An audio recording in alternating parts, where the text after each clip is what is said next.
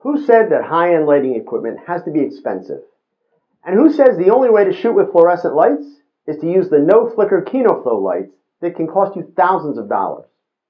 In this video, I'm going to show you how you can make your own fluorescent lighting setup for less than $200 and shoot beauty shots and portraits just like the ones you see on my website.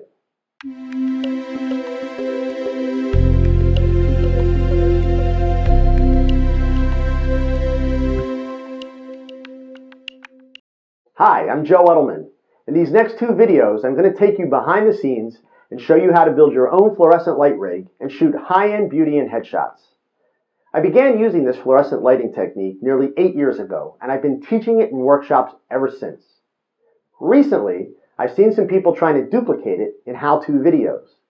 Now, I know that imitation is considered to be the most sincere form of flattery, but most of the rigs I'm seeing don't have the same amount of light output, and they're big, and they take up lots of floor space.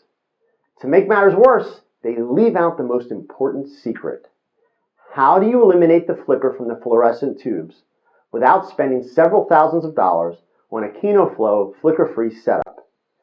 Try saying that 5 times fast. So, let's get started.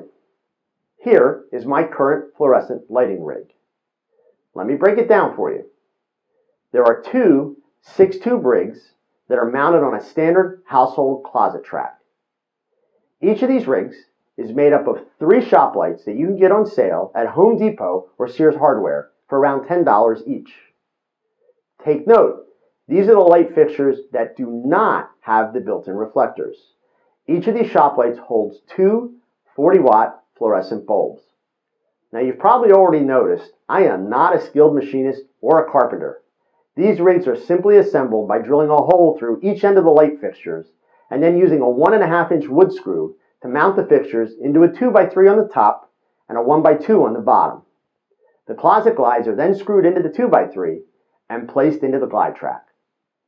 Now instead of having 3 separate plugs for each rig, I wired them together so that each rig only requires 1 plug.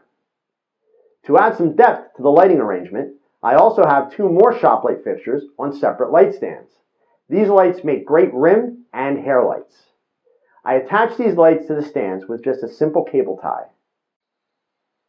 A little safety note, if fluorescent bulbs break, they make a heck of a mess as they shatter into thousands of pieces of glass. You can buy protective sleeves for about $3.50 each, or in my case, I wrap cable ties around the top and bottom of the shop lights so the tubes can't fall out. When I need to change the bulbs, I just slide the cable ties out of the way.